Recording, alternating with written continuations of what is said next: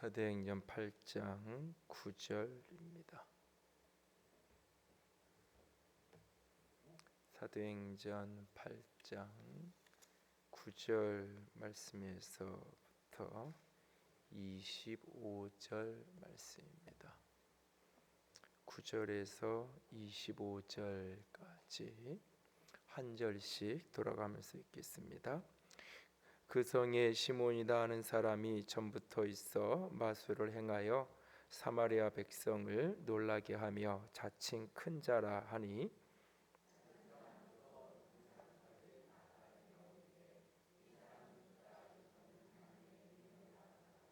오랫동안 그 마술에 놀랐으므로 그들이 따르더니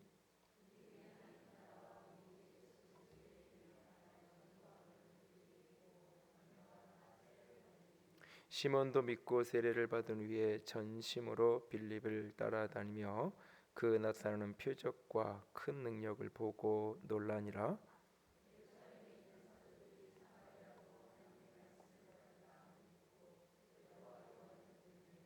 그들이 내려가서 그들을 위하여 성령 받기를 기도하니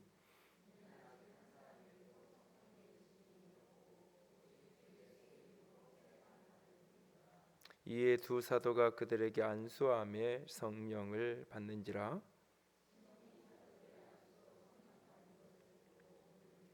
이르되 이 권능을 내게도 주어 누구든지 내가 안수하는 사람은 성령을 받게 하여 주소서 하니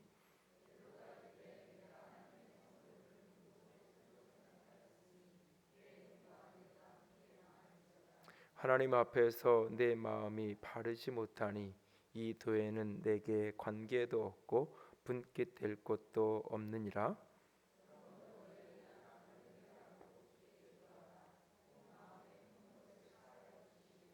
내가 보니 너는 악독이 가득하며 불의에 매인 바 되었도다.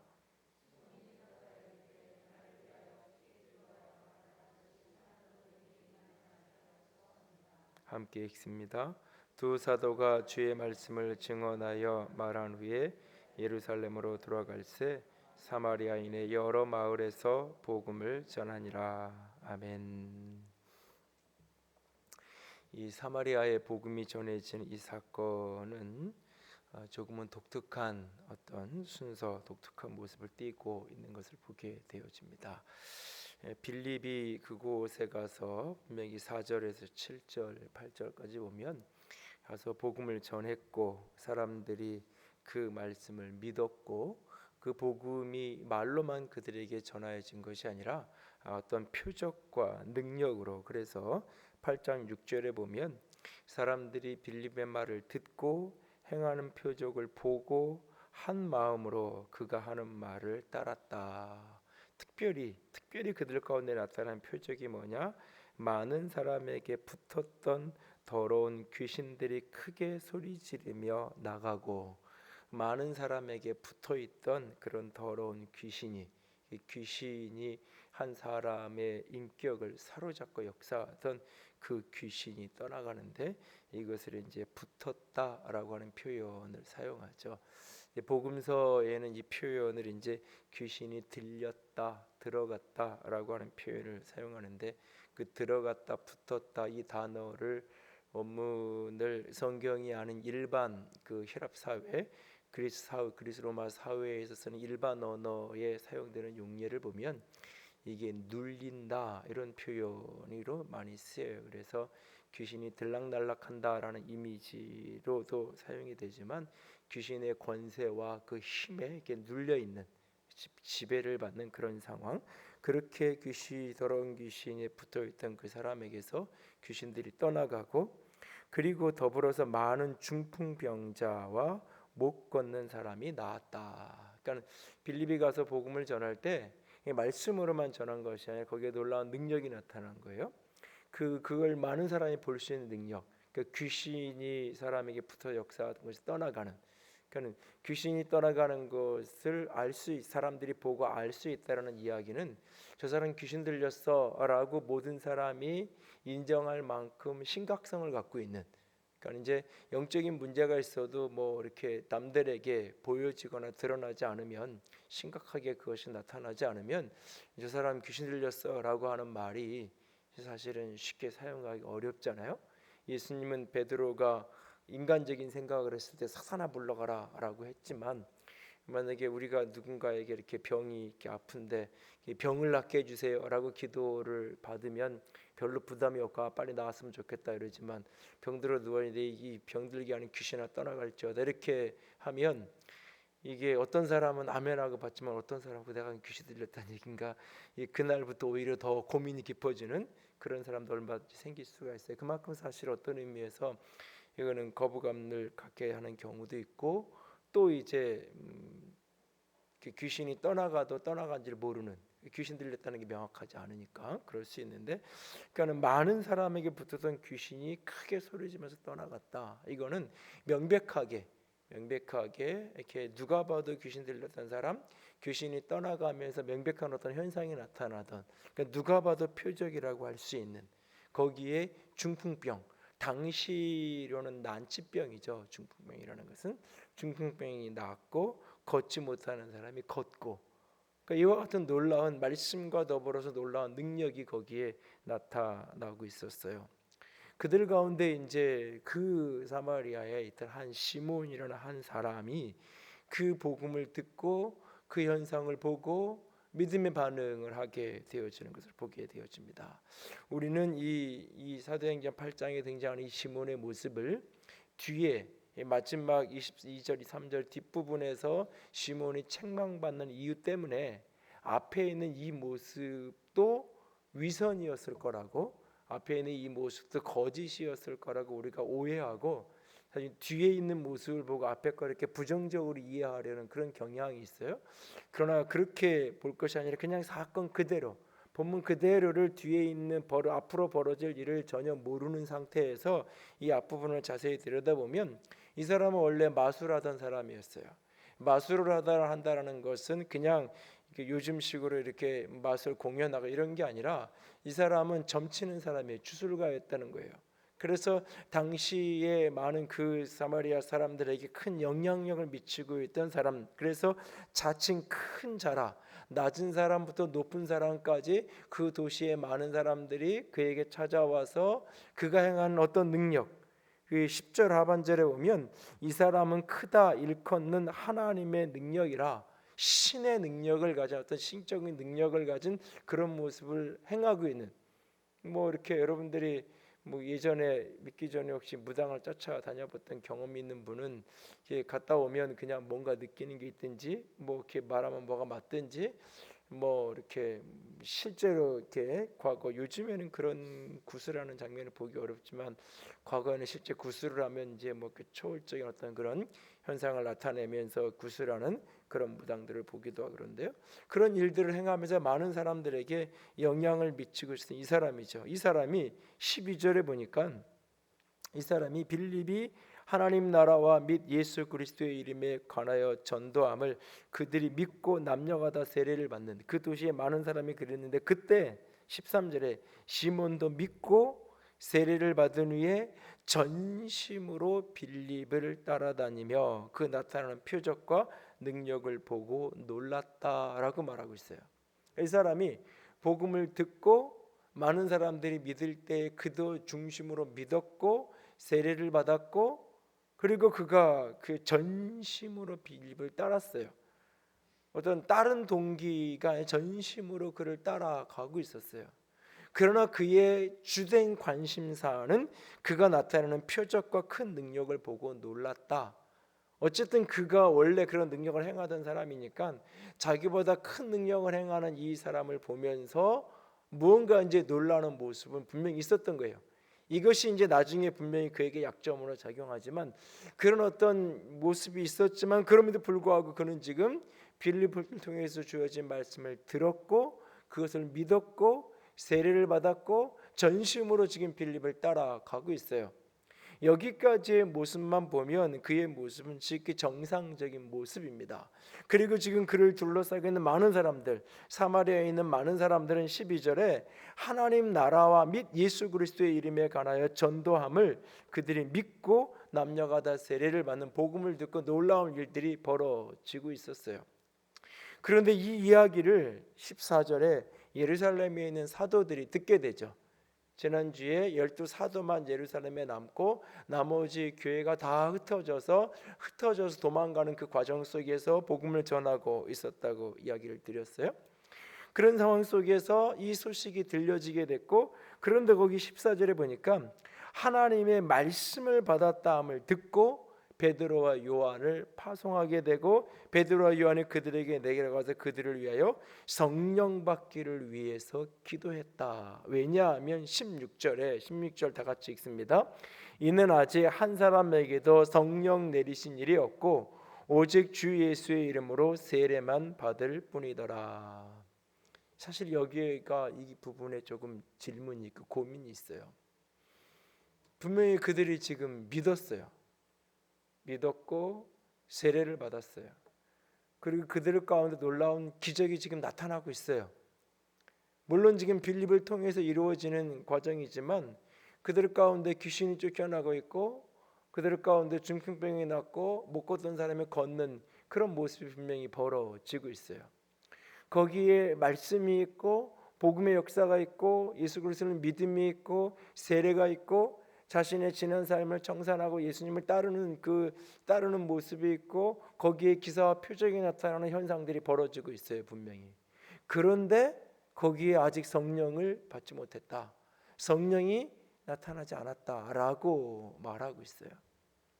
이 부분 때문에 사실 이제 많은 신학적인 고민을 하게 되고 질문을 하게 되고, 이 장로교회와 어떤 순복음교회로 대표되는 오순절 계통의 교회와 가장 큰 충돌점, 이제 논쟁적인 점을 만나게 되는 게 바로 이 부분인데요. 과연 이 현상, 사마리아 땅에서 일어난 이 현상, 분명히 눈에 보이는 거는 믿고 있고 세례받고 따르고 있고 거기에 기사와 표적이 나타나고 있어요. 그런데 하나님의 말씀만 받았고 아직 성령은 받지 못했다라고 말하고 있어요. 도대체 그렇다면 성령을 받는다는 것은 어떤 의미일까? 사실은 고민이에요. 17절에 두 사도가 와서 그들에게 안수하니 성령을 받았다. 근데 여기에 성령을 받고 어떤 현상이 벌어졌는지를 묘사를 안 해요. 다른 본문에서는 묘사를 하는데, 사도행전 2장에 성령 받고 방언이 터지 현상을 묘사하는데, 그리고 또 10장에 가면 고넬료의 집에서도 성령 받고 성령을 베드로가 설교할 때 성령이 내리셔서 그들이 방언을 하는 역사가 나타나는 현상이 묘사돼요. 근데 사도행전 8장은 묘사가 안 돼요. 안수했는데 성령은 받았어요. 근데 그때 어떤 일이 벌어졌는지, 성령을 받았다는 것은 도대체 어떤 모습인지가 여기에 잘 설명이 정확하게 안 돼요. 그래서 앞뒤에 사도행전 2장이나 4장 그리고 이 10장과 19장 이런 것들을 비교를 해서 아마 여기에도 방언의 현상이 일어났을 거다라고 추측해 볼 수는 있지만, 어쨌든 본문 자체에서는 어떤 현상도 지금 일어났는지를 묘사하자 그냥 성령을 받았다 그래요. 그걸 시몬이 보고는 나도 성령 받게 해달라고, 아니 나를 통해서 누군가가 성령 받을 수 있는 통로가 되게 해달라고. 그러니까 내가 성령 받는 거는 지금 거기 같이 있으니까, 이 사람 중에 베드로가 요한이 안수하는 상황 속에서 거기에 있는 사람들이 성령 받잖아요. 그 속에 분명히 이 시몬도 속해 있었을 거라고요. 자신도 성령을 받았어요. 근데 지금 그의 관심사는 나만 성령 받는 거 끝나는 거 아니라 나도 누군가에게 가서 안수하면 그 사람도 성령 받는 일이 벌어졌으면 좋겠는 거예요. 그 현상이 어떤 건지 본문은 기록하고 있지 않지만, 그래서 나에게도 그걸 좀 허락해 달라고 그가 이게 돈을 들이면서 하는 거죠. 18절과 19절 같이 읽습니다. 시몬이 사도들의 안수로 성령 받는 것을 보고 돈을 들여 이르되 이 권능을 내게도 주어 누구든지 내가 안수하는 사람은 성령을 받게 하여 주소서 하니.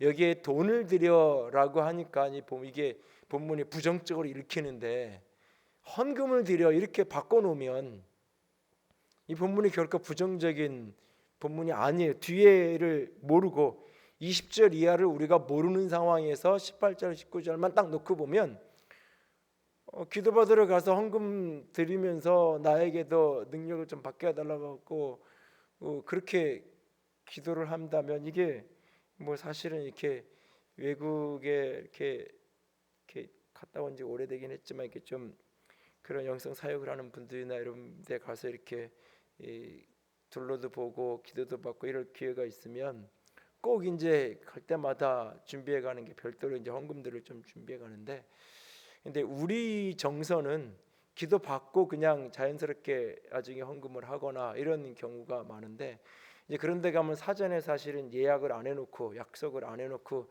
그냥 가는 거잖아요. 갔는데 내가 뭐 이런 미국을 갔다 그러면 비행기 들여서 여기 와서 내가 언제 또 올지 모르는데, 어쨌든 뭐 따로 미팅을 하든지 좀 기도를 받든지 하고 싶잖아요. 그러면 이제 어떻게 이제 연결될 수 있는 사람을 찾아서 이야기를 해요. 그러면 이제 뭐 그냥 바로 이렇게 만나주거나 예배 때 이렇게 앞쪽 자리로 먼 데에서 왔으니까 앞쪽 자리를 안내를 해주거나 그리고 이렇게 기도를 해주거나 그런 경우도 있지만, 그렇지 않은 경우도 있어요. 그러면 이제 하는 얘기가 내가 이렇게 헌금을 좀 하려고 준비를 해봤으니까 한 1,000불 정도 이렇게 하려고 준비를 해왔으니까 조금 이야기를 좀 전해달라고. 그러면 이제 뭐 또 이렇게 만나게 해주고 그럴 때가 있어요. 그럴 때면 사실 이 본문이 같이 오버랩이 되면서 이게 지금 뭐 하는 짓인가 싶을 때도 있는데, 근데 그게 사실은 왜냐하면 내가 능력을 받아서 한국에 돌아가서 내 교인들에게 은혜를 나눠주고 싶고 사실 그런 동기란 말이에요. 그렇다면 본문에 등장하는 시몬의 이 동기도 조금 이렇게 처음부터 나쁜 동기로 이해하는 것이 아니라 좋은 마음으로 바라보면 얼마든지 사실은 좋은 마음으로 보여질 수도 있는 장면이 여기에 지금 벌어지고 있어요.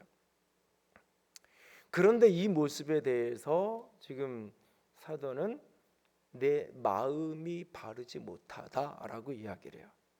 마음이 바르지 못한 포인트가 어디에 있냐면, 나도 다른 사람에게 안수해 다른 사람에게 능력을 그 성령 받게 할 수 있는 그런 통로로 나도 사용해 주세요. 여기가 바르지 못하다는 게 아니라 돈으로 그것을 살 수 있다라고 생각한 것, 어떤 능력을, 하나님의 선물을, 하나님의 축복을 돈으로 살 수 있다라고 생각한 그것이 잘못된 마음이다, 바르지 못하다, 그것이 악한 마음이다, 그것을 회개해라.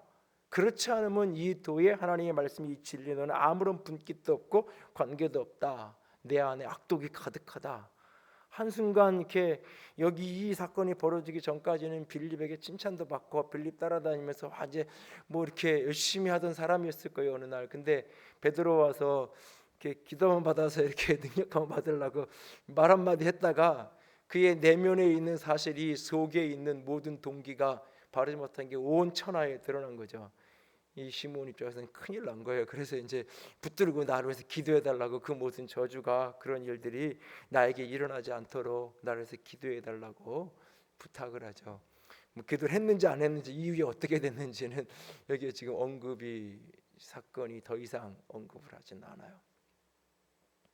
이 본문 속에서 우리가 몇 가지 좀 생각해야 될 부분이 있어요. 현대 교인들이, 그리스도인들이 오해하고 착각하는 것 중에 하나가 뭐냐면, 말씀의 역사는 굉장히 지성적이고 논리적이고 성령의 역사는 체험적이고 능력과 상관관계가 있다라고 오해하는 거예요. 말씀과 성령을 지성과 감성의 영역으로 나눠 놓는 거예요, 자꾸. 그래서 말씀의 역사는 지성적인 역사에 더 집중되어지고 성령의 역사는 더 감성적인 부분에 집중되어지고, 오래전에 제가 그 남서울교회 사역하셔서 홍정일 목사님이 오래전에 한 20년 정도 전에 그런 얘기를 하시더라고요. 그 여도순복교회 조영기 목사님이 한참 절정을 갖다가 이제 이렇게 내리막길을 내려갈 무렵인데 그런 얘기를 하세요. 자기가 보기에는 저 목사님은 적어도 앞으로 10년, 20년 이상 여전히 영향력을 행사할 거라고. 왜요? 그랬더니 본인하고는 신학적인 컬러가 전혀 다른 분인데도 불구하고 딱 한마디 하시더라고요. 그분은 사람들의 감정을 만지는 탁월한 능력이 있어. 그 성령이 역사하든 역사하지 않든 상관없이 감정을 다룰 수 있는 아주 탁월한 힘이 그 목사님에게 있어. 그런 얘기를 하시더라고요. 그래서 이제 그 다음 그 얘기를 듣고 나서 제가 굉장히 홍경영 목사님을 존경하던 분이어서 그분이 그렇게 긍정적으로 얘기를 하시길래 그때부터 이제 조용히 목사님에 대한 이렇게 저기 총신회 가면 거의 이단시해요. 거기 예수목회 교회를. 그래서 이게 굉장히 나쁜 분으로만 이해하고 있다가 홍정희 목사님한테 그 이야기를 듣고는 이제 그때부터 설교도 좀 듣고 책을 좀 그분 설교집을 좀 읽고 이렇게 분석도 해보고 그랬던 기간이 있었는데, 우리가 오해하는 것 중에 하나가 성령의 역사는 자꾸 감성적인 부분, 말씀의 역사는 지성적인 부분. 말씀의 역사는 책상에 앉아서 무엇을 해야 되는 것, 그리고 말씀의 역사는 굉장히 정적인, 그리고 성령의 역사는 굉장히 초월적인 표적과 기사의 역사. 근데 오늘 본문은 그렇게 구분이 안 돼요. 빌립은 오직 가서 말씀을 전하고 복음을 전하는 그 현상 속에 기적이 나타나고 있어요. 중풍병이 낫고 걷지 못한 자를 걷고 귀신이 쫓아나고 있어요. 거기에. 그러니까 말씀과 성령의 역사를 내가 생각하고는 어떤 고정관념의 틀로, 내 경험의 틀로 자꾸 가두어서는 안 돼요. 말씀과 성령의 역사를 하나는 지성적인, 하나는 감성적인 것, 하나는 어떤 이렇게 성경을 중심으로 성경 공부하는 것, 하나는 어떤 체험을 중심으로 하는 역사로 자꾸 나눠서 구분지어서는 안 돼요. 사실은 이 두 가지가 많은 부분 사실 뒤엉켜 있어요.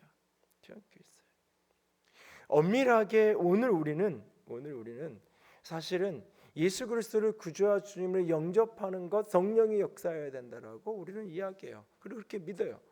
실제로 고린도전서 12장에서는 성령이 아니고는 예수를 주라 시인할 수 없다. 내가 예수를 그리스도와 주님으로 믿고 고백하는 것, 성령이 아니면 할 수 없다는 거 분명히 말해요. 인정해요. 그럼에도 불구하고 나는 그렇게 생각해요. 자기 자신은 내가 믿은 거예요. 누군가가 나에게 복음을 전해줬을 때 내가 믿는다고 영접한 거예요. 남들은 옆에 있는 사람은 하나님이 믿게 해주셨다고 그럴지 모르는데 본인은 내가 믿은 거지. 내가 안 믿으면 안 믿을 수 있는 거고. 시간이 지나고 나서 보면 그래, 그때 그게 그렇게 할 수 있었던 게 내 의지가 아니라 하나님의 은혜였어, 도움이었어라고 고백하지만 사실 그 순간 보면 내가 믿은 거예요. 누군가 성령께서 강력하게 역사하는 체험 속에서 눈물콧물 흘리면서 막 이렇게 어떤 강력한 체험을 하면서 믿음을 영접하는 케이스도 있지만, 많은 경우는 그냥 이야기를 듣고 내가 믿겠습니다 라고 시인하고 따라서 기도하고, 사실 그런 거예요. 그래서 조금 한 템포 지나서 보면 일주일 지나고 열흘이 지나고 한 달에서 1년이 지나면 그때는 고백하긴 한 것 같은데 잘 모르겠어, 이렇게 되는 경우가 종종 있죠. 사실은. 지난 주일날도 저녁에 병원에 가서 우리 교인 중에 한 분 아버님을 중환자실에 계셔서 이렇게 영접을 복음 제시를 하고 이렇게 잠깐 한 10분 정도 시간 있게 영접을 시켰는데, 그분이 사실 알파 코스 할 때 그 만찬 수료하는 날 그 집사님이 초청해서 이제 엄마랑 그 아내랑 같이 이렇게 한번 참석을 하셨다 하더라고요. 근데 그때 이제 뭐 그날 초청 복음 제시를 하고 초청을 하니까 이제 그 자기는 못 봤는데 누가 이렇게 아버님도 이렇게 손은 안 들었는데 기도는 따라 하시는 것 같더라고, 뭐 그런 얘기를 듣긴 들었는데 진짜인지 아닌지 모르겠다. 그 위에 아무런 변화가 없으니까. 그러니까 성령의 역사라고 우리가 믿고 인정하고 그게 맞아요. 그렇지만 내 자신이 명확하게 성령이 나에게 역사했어 라고 자기 확증을 갖기에는 미약해요. 사실은 내가 그렇게 인정하고 시인하고 성경에서 그렇게 말하니까 그래, 성령께서 역사하신 건 맞아라고 이렇게 인정하는 거지,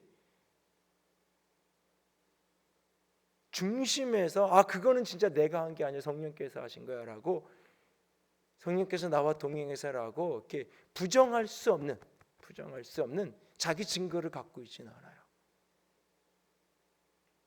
근데 방언이 왜 중요하냐면, 방언을 하게 되면 이 방언을 내가 이게 진짜 방언인지 아닌지에 대해서는 여전히 사람들 중에 질문을 하고 고민을 하고 기다 아니다 뭐 이렇게 자기 스스로도 생각을 하는 경우가 있지만, 그 현상이 어쨌든 벌어지고 나면 내 의지와 상관없이 내 혀가 움직이는 거잖아요. 내 의지와 내 지성의 작용과 상관없이 내 입에서 말이 나가는 거잖아요. 내가 이것을 성령의 역사라고 인정하고 싶지 않아서, 그리고 믿고 싶지 않아서, 그렇게 별로 그게 좋은 것 같지 않아서 사실은 내가 이렇게 밀어내는 거지. 내 의지와 상관없이 그 일이 일어난 것은 분명해요. 그리고 그것이 성령의 역사라고, 성령이 임한 거라고 이야기할 때 그것을 내가 수용하고 받아들이는 순간, 아, 내 안에 성령이 역사하셔, 함께 하셔라고 하는 부정할 수 없는 자기 증거를 갖게 되는 거예요, 사실은. 그래서 방언은 자기 자신에게 유익한 거라고 얘기하는 거예요. 다른 누구에게 유익한 게 아니라 방언은 본인 자신에게 유익한 거라고. 이후에 그것이 기도가 되고 중보가 되는 건 다 나중 문제예요. 본인 자신에게 성령이 나와 함께 하시고 성령이 내 안에 일하신다는 것을 대한 명확한 자기 증거를 갖게 되는 거예요. 그것이 사실은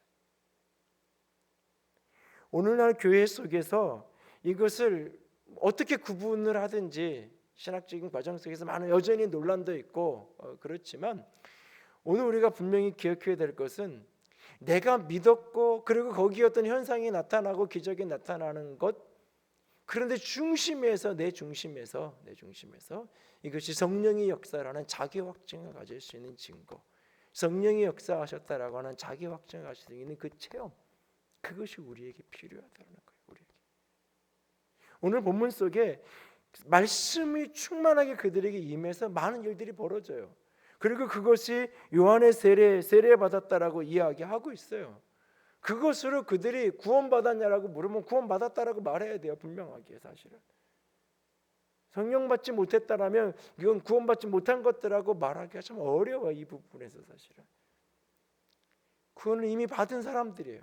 그러나 그것이 내적으로 확신이 되어서 내 안에 품어져야 되고 가져와져야 돼요. 그런데 성령이 그렇게 내 안에 역사하기 시작할 때 그 성령이 하시는 가장 중요한 역사가 무엇일까? 우리는 성령의 역사를 자꾸 표적과 기적으로 역사로만 나가는데, 그게 아니라 성령이 우리 안에 역사하기 시작하면 그가 하시는 가장 중요한 역사는 자기 자신을 보게 하는 거예요. 사실 오늘 성령이 역사하시는 이 현장 속에서 지금 이 시몬이 가지고 있는 내적인 부정적인 동기가 그것이 지금 드러나고 있잖아요. 성령의 빛 아래서. 성령의 빛 아래서 지금 이 시몬이 갖고 있었던 그 동기, 그 바르지 못한 마음이 지금 펼쳐지고 있다고. 이것이 지금 그는 분명 믿는 사람이에요. 그는 세례 받았어요. 표적과 증거를 보기도 했던, 구경도 하고 놀라기도 했던 사람이에요. 이 사람이 구원 받았냐 못 받았냐라고 물으면 사실은 답을 이렇게 답하기도 곤란하고 저렇게 답하기도 곤란해요. 사실은 어쨌든 이 사람이 분명히 믿음을 가졌고 그런 사람이에요. 그런데 그 사람의 내면에 지금 부정적인 동기, 잘못된 동기가 그 속에 있었어요. 돈으로 하나님의 능력을, 하나님의 선물을 살 수도 있다라는 그 사고방식, 이 가치관, 이것이 하나님 앞에서 잘못된 거예요. 이것이 하나님 앞에서 바르지 못한 거예요. 이것이 하나님 앞에서 악한 거예요. 이것에서 회개하고 돌이키라고 경고하고 있어요. 그렇지 못하면 너는 이 도에 관계도 없고 아무런 분깃될 것도 없다라고 하는 아주 강한 표현으로까지 그에게 경고하고 있어요. 이 동기가 바뀌어지지 않으면 안 된다라고. 근데 여기서 우리가 미루어 짐작해 볼 수 있는 것 하나는, 이 사람은 원래 신앙하기 전에 마술하면서 어떤 능력을 행하면서 사람들에게 뭔가를 가르쳐주고 보여주고 능력을 행하면서 그것으로 생계를 유지했던 사람이잖아요. 마술을 하던 사람이라는 의미 속에 어쩌면 그런 의미가 들어있는 거예요. 그러니까 그런 자기 경험, 그리스도 바깥에 있을 때 자기가 살던 그 경험과 습관, 그대로 이 속에 남아있잖아요. 믿었어도 그 습관대로, 그 가치대로, 그 판단대로 살아가는 거죠. 지난 주일날 그 조금 전에 말씀드렸던 중환자실에서 이렇게 기도를 하고 거기는 반드시 딱 면회 시간이어서 그런 것 같은데 어떻게 뭐 철저하더라고요. 2명밖에. 그래서 그 집사님하고 저랑 둘밖에 못 들어갔는데 기도하고 이렇게 마지막에 이제 그래도 정신이 좀 깨어 계셔서 이렇게 명접하고 기도하고 그리고 이렇게 인사를 하고 나오는데 조금 이렇게 다서 코나 돕는데 이렇게 다시 이렇게 눈 인사를 하는데 손을 이렇게 인사를 하시더라고요. 그 나중에 이렇게 하는데 뭐 예전에 절에 열심히 다니시고 뭐 그런 분이었다 그러더라고요. 그래서 두 손 이렇게 모으고 이렇게 인사를 하시길래 아마 그 집사님 못 보고 나만 딱 봤는데 본인이 가지고 있던 습관이잖아요. 습관이죠. 옛날에 언젠가 그 한사임만 이렇게 그 나이 많으신 집사님이 그 한차희 목사님 집회하는 거 보고는 그러셨다 그러잖아요. 저 주지 목사님은 왜 저렇게 하냐고. 평생을 절에 다니면서 그 절에서 제일 큰 스님이 주지 스님이니까 주지 목사님이 왜 저렇게 하시냐고 뭐 그렇게 물었다고. 본인이 살던 세계의 습관이 어투나 행동이 그대로 나오는 거잖아요. 사실 이거는 사실은 별 문제가 안 돼요. 쉽게 고칠 수 있으니까. 가르쳐주면 바꾸면 되는 거니까. 교회에서는 그렇게 하는 거 아니에요. 이렇게 교정해가면 되잖아요. 그런데 이 가치관은 똑같이 그리스도 바깥에 있으나 그리스도 안에 있으나 똑같이. 성령은 영이잖아요.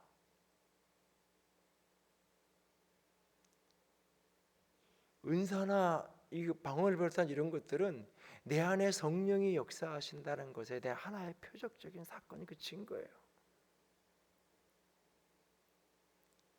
그 성령께서 끊임없이 우리 가운데 일하시고 그 성령의 역사하심 속에서 내가 주의 말씀 앞에 내가 서질 때 끊임없이 내 속에 있는 악함이 어두움이 드러나는 거예요.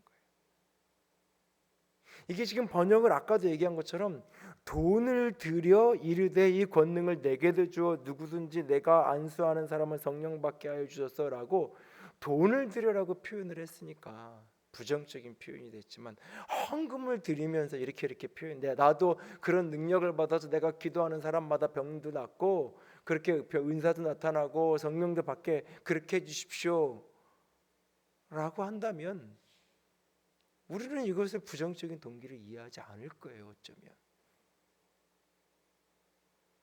생각이 내가 은혜에 감사해서 내가 하나님께 나아가는 거하고 그것이 조건이 되어서 나아가는 거 전혀 다른 차원의 이야기인 거예요. 내가 헌금을 하나님께 드리는데 이 축복을 받기 위한 조건적 개념으로 나아가는 순간 이것이 하나님 앞에서 악한 것이 되어지는 거예요. 사실은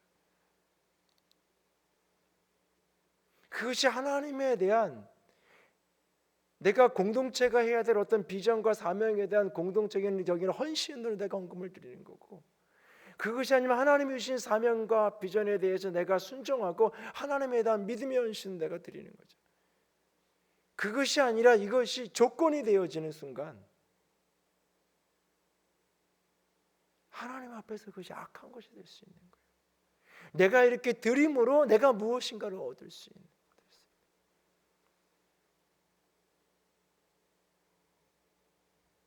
하나님 앞에서 우리가 믿음으로 살아가는 삶의 여정 속에서 내 중심의 가치관이 어떻게 지금 자리 잡고 있는지를 하나님 앞에서 지금 보아야 돼요. 누구도 이 사람의 문제 앞에서 지금 사실은 보지 못하는 것을 베드로는 지금 정확하게 그것을 보고 있잖아요. 그러면서 지금 그 중심을 이야기하는, 내 마음이 바르지 못하다, 내 마음 중심의 동기가 잘못됐다라는 것을 지금 드러내고 있는 거예요. 그것을 지금 밝게 나타내고 있는 거예요. 그 앞에 이 시몬이 그냥 그대로 인정하고 엎드리잖아요. 나에게 그런 일이 벌어져 나를 위해서 기도해. 자기도 인정하는 거예요. 내 안에 그런 동기가 있다는 게 인정이 되는 거거든요. 하나님 앞에서. 우리가 신앙생활하면서 걸어가는 여정 속에서 하나님 앞에서 내 중심이 말씀 안에서 성령의 역사 안에서 드러나지는 축복이 있기를 원합니다. 그것이 드러나지, 그것이 보여져서 그것이 교정되어져 그것이 바꿔져 가는 것이 신앙의 여정이에요. 그것이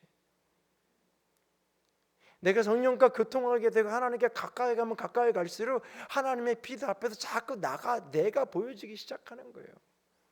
그래서 내 자기 교정이 끊임없이 일어나게 되는 게 그것이 신앙의 여정인 거예요.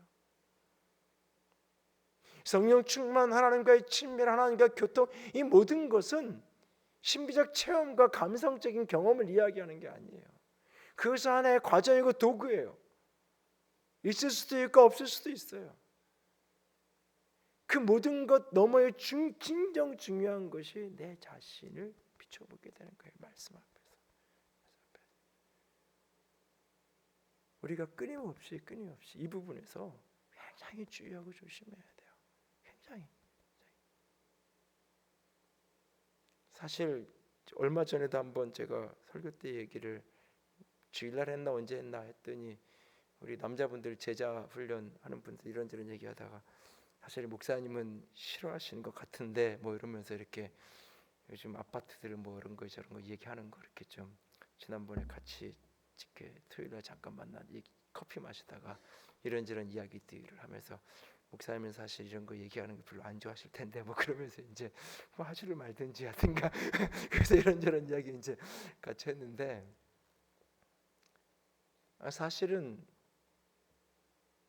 제가 뭐 그날도 그런 얘기를 했어요. 집 한 칸 있는 사람이 그걸 어떻게 하든 조금 이렇게 해보려고 애를 쓰는 거 그거는 뭐 하나님 앞에서 잘못된 것도 아니고 크게 그리고 뭐 우리 교인들이 이렇게 내가 봐도 뭐 투기를 한다 그래야 뭐 얼마 되겠어요. 많이 있어야 두 채 세 채인 걸 뭐 사실은.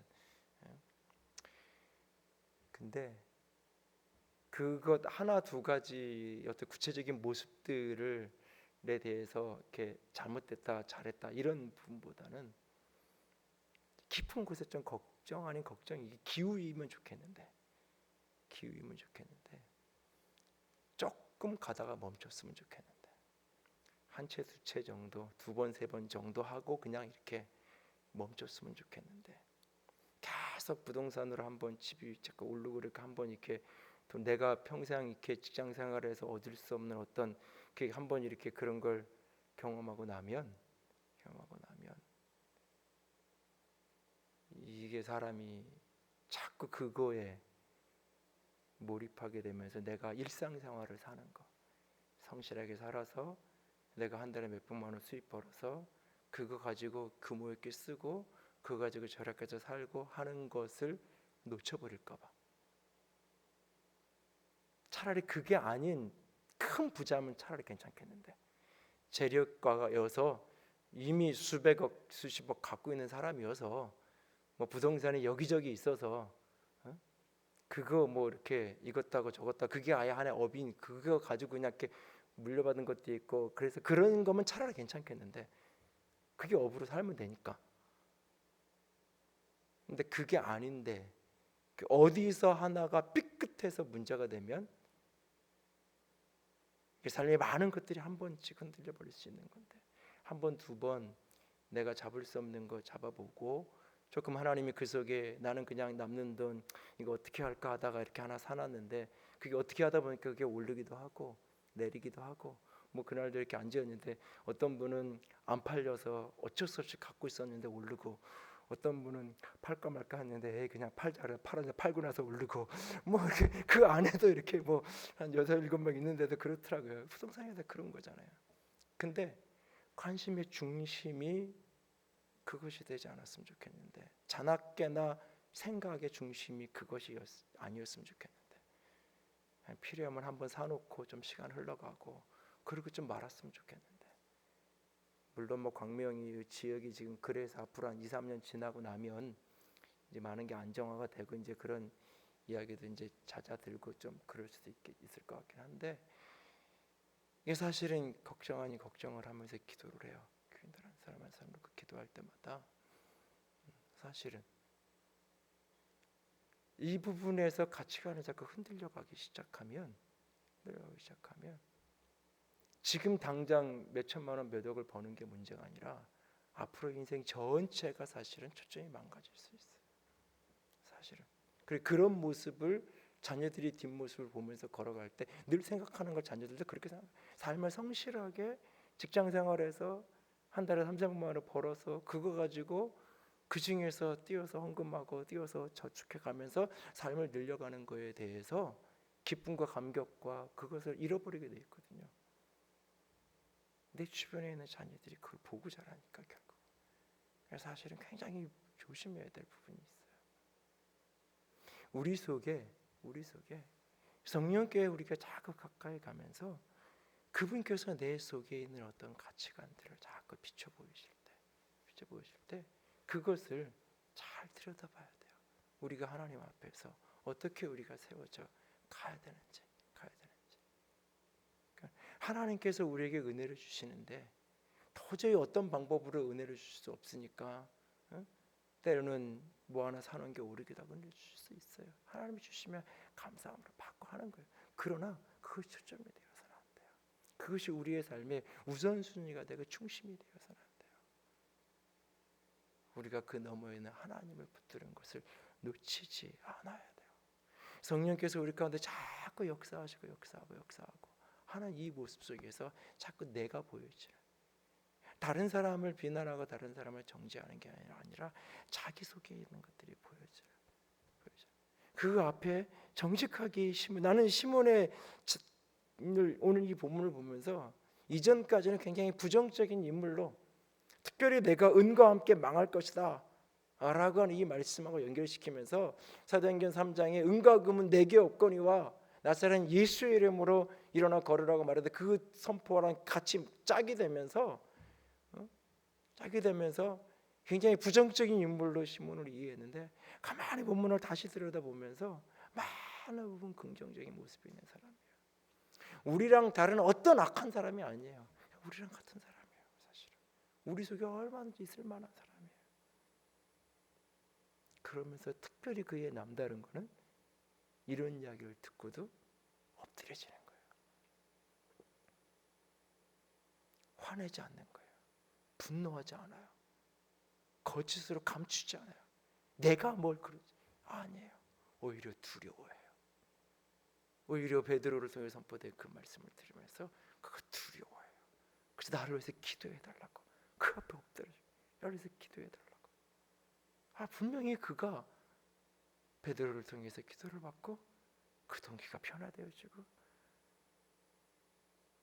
아마 모르긴 모르지만 그는 성령의 충만함을 받아서 수많은 사람들을 돕는 자로 어쩌면 이후의 인생을 살았을 거예요. 회개하고 돌이킬 줄 아는 이 사람, 내 안에 그런 부정적인 동기고 잘못된 동기, 바르지 못한 동기가 있었던 것들을 하나님 앞에 그거 인정하고 엎드릴 줄 아는 사람이잖아요. 우리가 살아가면서 내 안에 있는 부정적인 동기, 나도 모를 때가 있어요. 나도 그냥 무심코한 행동이고 나도 잘못인지 모르고 행하고 나도 그냥 다 그래도 되는 건 줄 알고 행했는데 어느 날 하나님이 내게 그건 잘못된 거다, 그거 틀렸다, 그거 바꿔야 된다 라고 하시는 것이 깨달아질 때가 있어요. 내 속에.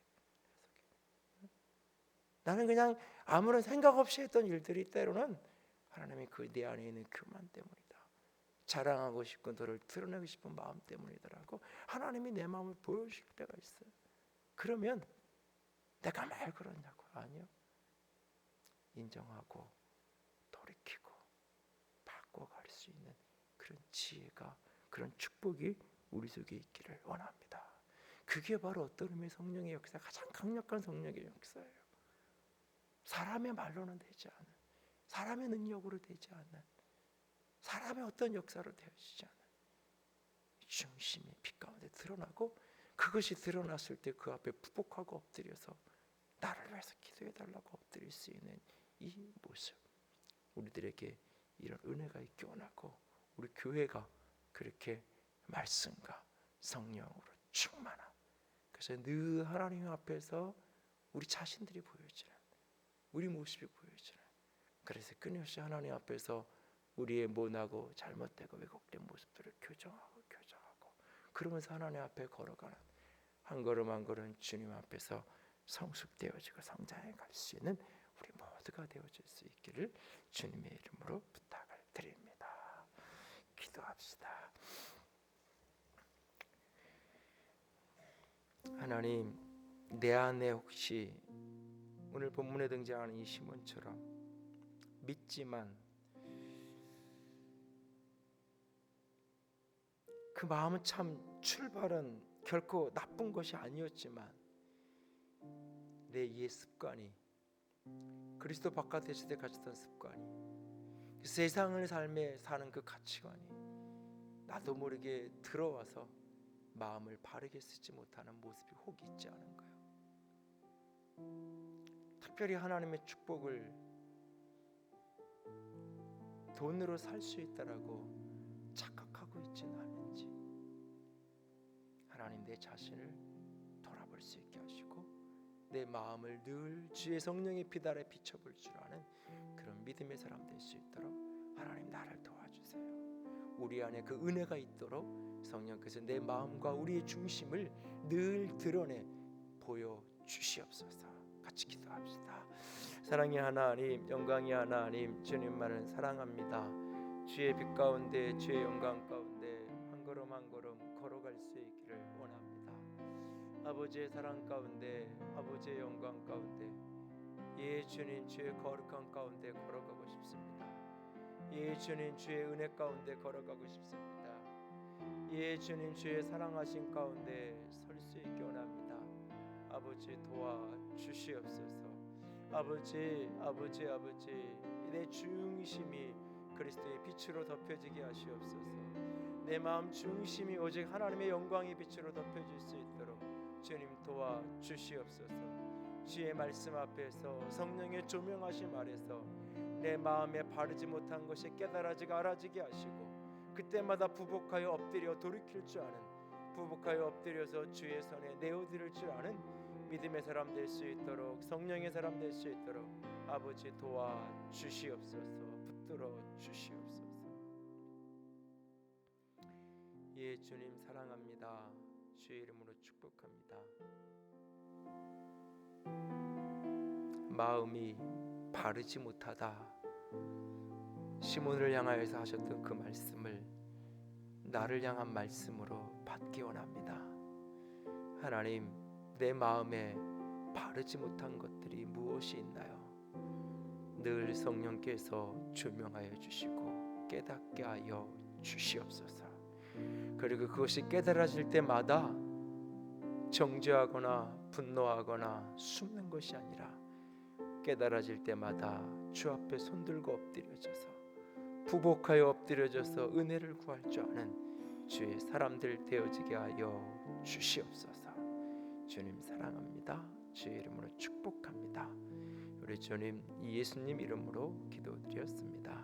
아멘. 이제는 우리 주 예수 그리스도의 은혜와 하나님 아버지의 놀라우신 사랑하심과 성령 하나님의 교통하시며 기름 부으시는 그 은혜가 오직 주님 앞에서 말씀으로 성령으로 충만한 자로 살아가기를 소원하는 모든 이들 위해 이제로부터 영원토록 함께 있을지어다. 아멘.